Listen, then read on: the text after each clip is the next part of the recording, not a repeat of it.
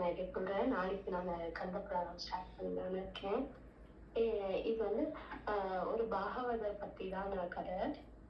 கர்சவேதி பாகவதர்னு வந்து இருந்தாரு. அவர் வந்து யாருடைய பீரியட்ல இருந்தாங்கன்னா, நாமதேவர் இருந்தார் இல்லையா, நம்ம ஜனாபாயோடைய ஸ்டோரி சொல்லும் போது நாமதேவர் இருந்தாரு, அவங்க வீட்டுல ஜனாபாய் இருந்தாங்க. ஸோ அந்த மாதிரி கர்சவேதி பாகவதரும் வந்து ராமதேவருடைய பீரியட்ல தான் இருந்தாங்க.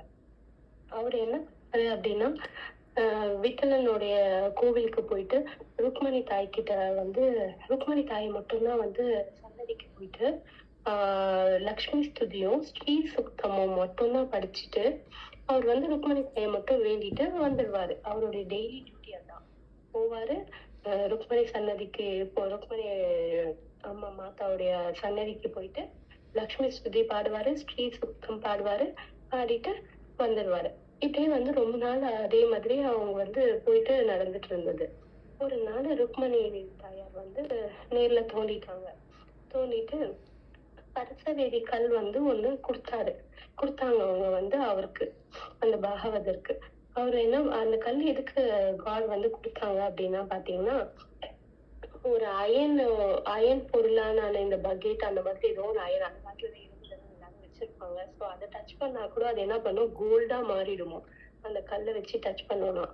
அந்த மாதிரி வந்து ஒரு காடோடைய கிரேஸ்னால அவருக்கு வந்து டெய்லியும் ருக்மணி தாயார் கிட்ட வந்து பாட்டு பாடி அவங்களுக்கு வந்து ரொம்ப பிடிச்சதுனால, அவர் பக்தியா இருக்கிறதுனால அவங்களுக்கு வந்து கல்லை கொடுத்துருக்காங்க. இவர் வந்து வீட்டுல எடுத்துட்டு போய் வச்சுட்டு அவருடைய டெய்லியும் வேலை என்னன்னா, இன்னைக்கு நம்ம என்ன சாப்பிட போறோம், இன்னைக்கு நம்மளுக்கு என்ன பண்ணோம் அப்படின்னா, வீட்டுல என்ன பாத்திரம் இருக்கோ அதை வந்து டச் பண்ண உடனே தேய்ச்ச உடனே அது பாத்தீங்கன்னா கோல்டா மாறிடும்.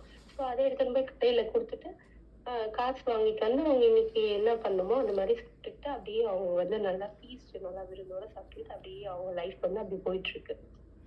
இப்போ நாமதேவருடைய ஒய்ஃப் நேம் என்னன்னா ராஜாயியும் பர்சவேதி பாகவதர் சொன்ன இல்லையா, ருக்மணிக்கு வந்து ஸ்டோன் வாங்கினாங்கன்னு சொன்ன இல்லையா, அவங்களுடைய ஒய்ஃபும் வந்து கொஞ்சம் க்ளோஸ் ஃப்ரெண்ட்ஸ் அவங்க 2 பேருமே. ஒரு நாள் அப்பெல்லாம் நம்மளுக்கு தண்ணி எல்லாம் வீட்டுல எல்லாம் இருக்காது இல்லையா, நம்ம போயிட்டு குளத்துலதான் போய் எடுத்துட்டு வரணும். டீ போயிட்டு அந்த ஆறுல போயிட்டு தண்ணி எடுக்க போறாங்க. அப்ப போகும்போது அவங்க 2 பேரும் ஏதாச்சும் மீட் பண்ணிக்கிட்டு பேசிக்கிறாங்க. நம்ம ஆஃப்டர்நூன் லஞ்ச் என்ன பண்றது, நைட் டின்னர் என்ன பண்றது அப்படின்னு நம்ம யோசிக்கிற மாதிரி அவங்க வந்து, இன்னைக்கு நீ உங்க வீட்டுல சமைச்சிட்டியா, என்ன பண்ணிருக்க அப்படின்ட்டு கேக்குறாங்க. இதுக்கு வந்து ராஜாயி சொல்றாங்க, இன்னைக்கு ஒண்ணுமே இல்ல என் வீட்டுல, நான் என்ன சமைக்க போறேன்னு தெரியல எனக்கு. ஏன்னா நாமதேவருடைய வீட்டுல பாத்தீங்கன்னா ரொம்ப வந்து அந்த அளவுக்கு வந்து அவங்க கிட்ட எல்லாம் வந்து அவ்வளோ காசு இல்ல, ரொம்ப கொஞ்சம் புவர் ஃபேமிலி தான். ஏதோ இன்னைக்கு அவர் வந்து நியாயமாவும் இருப்பாரு. இன்னைக்கு நம்மளுக்கு என்ன கிடைக்குதோ அதை மட்டும் தான் சாப்பிடுவாரு. அதை மட்டும் வச்சுக்கிட்டு அப்படியே லைஃப் போயிட்டு இருக்கும். ஒரு நாள் கிடைக்காமையும் இருக்கும். இந்த மாதிரி அவருடைய லைஃப் போயிட்டு இருந்தது. அப்போ ஒரு நாள் இவங்க வந்து அவங்க ஒய்ஃப் அதான் உங்க ஒய்ஃபும் பேசும்போது அவங்க ஏதாச்சியா வந்து சொல்லிடுறாங்க, இந்த மாதிரி ருக்மணி தாயார் கிட்ட வந்து எங்களுக்கு வந்து தரிசனம் கொடுத்துட்டு ஒரு கல்லை கொடுத்துருக்காங்க. எங்களுக்கு ஒன்றும் கவலை இல்லப்பா, நாங்க எங்களுக்கு என்ன வேணும், எப்ப என்ன சாப்பிடணும், என்ன வேணும் அதை எடுத்துன்னு வந்து இந்த இரும்பு பாத்திரத்துல தேய்ச்சா அப்படின்னா அது வந்து கோல்டா தான் ஆயிடும். ஸோ அதை எடுத்துன்னு போய் கொடுத்துட்டு நாங்க வந்து சாப்பிட்டுப்போம் அப்படின்ட்டு சொல்லி அவங்க 2 பேரும் சொல்லுவாங்க.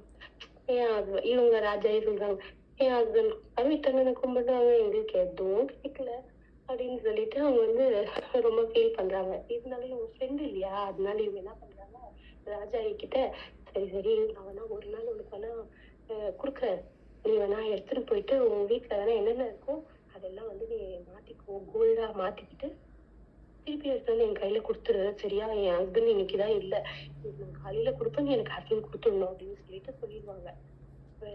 நாமதேவரும் வீட்டுல இல்ல அந்த டைம்ல. உடனே இவங்க என்ன பண்ணுவாங்க, ராஜா சரி ஓகே அப்படின்னு சொல்லிட்டு அவங்க கிட்ட இருந்து கல்ல வாங்கிட்டு இவங்க வந்து வீட்டுக்கு வந்து போயிட்டு அந்த அந்த இரும்பாலான பாத்திரத்தை எல்லாத்தையும் வந்து கொஞ்சம் கோல்ட் ஆக்கிட்டு எடுத்துன்னு போய் கொடுத்துட்டு, ஒரு பாவம் இன்னைக்குதான் நம்ம நாமதேவருக்கு வந்து நல்லா சாப்பாடு போடணும், அந்த மாதிரி நல்லா சாப்பிடணும் அப்படின்னு சொல்லிட்டு நினைச்சிட்டு அவங்க ஒரு நல்ல எண்ணத்துலதான் அவங்க வேற எதுவுமே அவங்க பெருசா திங்க் பண்ணல.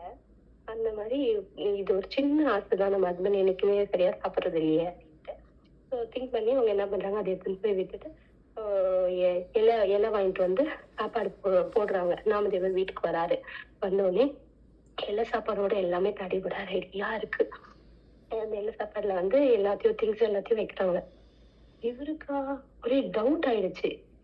என்ன எப்பவுமே இல்லாம இன்னைக்கு இன்னைக்கு வந்து இந்த மாதிரி இவ்ளோ சாப்பாடுக்கு என்ன யார் வந்தது வீட்டுக்கு? எப்படி இவ்ளோ கிடைச்சது? என்ன பண்ண இன்னைக்கு? அப்படின்னு இல்ல முதல்ல சாப்பிடுங்க நான் அப்புறமா அப்படின்ட்டு ராஜாயி சொல்றாங்க. நாமதேவர் இல்ல இல்ல நீ ஃபர்ஸ்ட் சொல்லு என்னன்னு சொல்லு.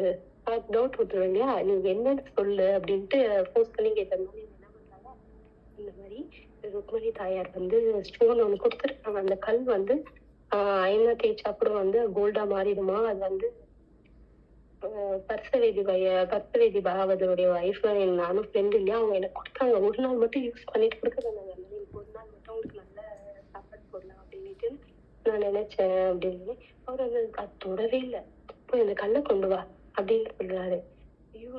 ஆல்ரெடி இவங்களா ரெண்ட்டுக்கு வாங்கி வச்சிருக்காங்க. அதை அவங்க எடுத்துன்னு போய் அவங்க கிட்ட கொடுத்தாதான் அவங்க வந்து நம்பிக்கையா கொடுத்துருக்காங்க. நம்ம கிட்ட கொடுத்துருவோம்னு ராஜா இப்போ சொன்னாங்க. பட் என்ன பண்றது ஹஸ்பண்ட் சொல்றாங்களே சரி உள்ள போய் அந்த கல்லை தூக்கின்னு வராங்க. கல்லை தூக்கின்னு வந்தோடனே கல்லை தூக்கின்னு போயிட்டு நேரா அந்த ஆத்தங்கரையில உள்ள போட்டுடுறாங்க. போட்ட உடனே ராஜாய்க்கா அச்சோ நம்ம என்ன பண்றது இப்போ அப்படின்ட்டு ரொம்ப ஒரு மாதிரி ஆயிடுச்சு. அதுக்குள்ளே அவங்க வீட்டுல அவங்க ஹஸ்பண்ட் வந்துடுறாங்க. பர்சவேதி பாகவதர் வந்துடுறாங்க. ஓகே வந்துட்டு என்ன இன்னைக்கு கல்லு காமி நான் பாக்கணும் போல இருக்கு. அவர் டெய்லி வந்து செக் பண்ணுவாரு. அந்த மாதிரி செக் பண்ணும்போது போய் பாக்குறாரு. காணும் அங்க இல்லைன்னாலே என்ன பண்ண ஏது பண்ணு கேட்டோன்னு இந்த மாதிரி கொடுத்த. ஐயோ நாமதேவருக்கு ஒய்ஃப் கொடுத்தியா? அதாவது அவரை வந்து அந்த காலத்துலாம் வந்து அவர் வந்து ஒரு மாதிரி சொல்லுவாங்க இல்லையா, அந்த மாதிரி வந்து அந்த அவரு சரியானவராச்சு. அவர்கிட்ட கொடுத்த ஒரு வைத்தியகாரத்தனமா ஏதாச்சும் பண்ணுவாரே, என்னத்துக்கு அவர்கிட்ட கொடுத்த, என்ன கேட்காம எதுக்கு கொடுத்த அப்படி இப்படின்னு ஒரே கத்திட்டு வீட்டுல அவங்க வைஃபை திட்டிட்டு குடுகுடுன்னு ஓடுறாரு. நாமதேவர் வீட்டுக்கு போனாக்கா அவரு என்ன பண்றாரு, என் கல்ல எங்க அப்படின்னு இவர் கேட்டோன்னே சொல்றாரு. அவர் அப்ப உபன்யாசம் பண்ணிட்டு இருக்காரு. நான் ராமருடைய ஜபம் பண்ணேன், அதுதான் நம்ம லைஃப்க்கு நல்லது. இதெல்லாம் வந்து நம்மளுக்கு லைஃப்ல வந்து எதையும் நம்ம சாதிக்கிறது கிடையாது. இதெல்லாம் வந்து சும்மா இப்ப நம்ம நல்லா சாப்பிடணும், நம்ம உடம்பு நல்லா இருக்கணும் அப்படிங்கிறதுக்காக பாத்துக்கிறது, நம்மளுக்கு புண்ணியம் தான் ரொம்ப முக்கியம் அப்படின்ட்டு அவர் உட்காந்து உபன்யாசம் பண்றாரு. உடனே இவருக்கா கோவம் வந்துருது. இவருதான் கள்ள போறாரு. உடனே இவருக்கும் வந்துட்டு என்ன பண்ண கல்லு அப்படின்னு கேட்டு, நான் இந்த மாதிரி நான் ஆத்தங்கல்ல எடுத்துமே போட்டேன் அப்படின்னு. இவருக்கும் என்ன வேலை பண்ணிருக்க நீ அப்படின்னு அவர்கிட்ட பத்தி ரெண்டு பேரும் குடுக்கணும் ஓடுறாங்க. ஒரு இது ஆத்தங்கரையில போய் பாக்குறாங்க. பார்த்தா அங்கதான் நிறைய கல் இருக்கு. நம்மளுக்குதான் ஒரு இது ஊர் மக்கள் எல்லாம் நினைச்ச உடனே நம்மளுக்கு அந்த கோல்டு கல் கிடைக்கு அப்படின்ட்டு அவங்க ஒரு பக்கம் அந்த ஊர் பக்கம் வந்து அங்க பார்த்து கேட்கறாங்க. அந்த கல்லு நம்மளுக்கு அப்படின்னு சொல்லிட்டு இவங்களுக்கு வந்து அந்த கல்லு இப்படி இப்படி பண்ணிட்டேன்ட்டு ரொம்ப திட்டிட்டு உடனே வந்து நீ எங்க போட்டேன்னு சொல்லு, நீ எடுத்துக்கூட அப்படின்ட்டு அவர்கிட்ட கேக்குறாங்க. நம்மளுக்கு தான் நதியிலதான் நிறைய கல்லுங்க இருக்கும் இல்லையா அந்த இடத்துல. அதுல எந்த கல்லுன்னு எடுக்கிறது, நான் இந்த இடத்துலதான் போட்டேன் அப்படின்னு அவர் சொல்லுவாரு. உடனே வந்து பர்சவேதி பாகவதர் வந்து எல்லாத்தையும் தேடுவாரு. உடனே நாமதேவர் என்ன பண்ணுவாரு, ஒரு செட் ஆஃப் கல் அப்படியே கொஞ்சம் கல் இருக்கும், அது கொஞ்சம் கல்லுங்களை அப்படியே எடுத்துட்டு இது எல்லாமே பர்சவேதி ஸ்டோன் தான் அப்படின்ட்டு அவர் சொல்லுவாரு.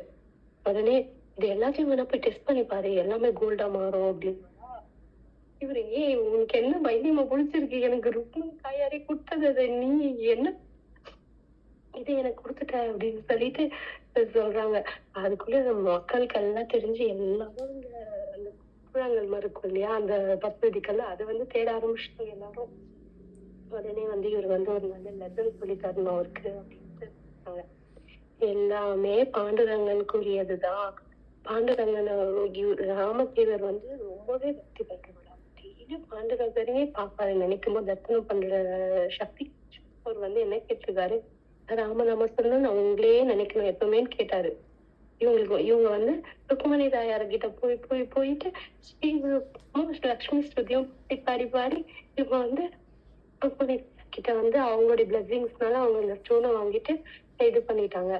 அதனால இவர் சொல்றாரு, லைஃப்ல வந்து நம்மளுக்கு வந்து நல்லது எது கெட்டது எது கவர்மெண்ட் எல்லாமே தான் கொடுக்குறாங்க, எல்லாமே தான் வேணும் நம்மளுக்கு. நம்ம நல்லா சாப்பிடணும், ஓகே நல்லா இருக்கணும், நம்ம நாமத்தை சொல்றதுக்காக உயிர் வரணும், எல்லாமே ஓகே தான்.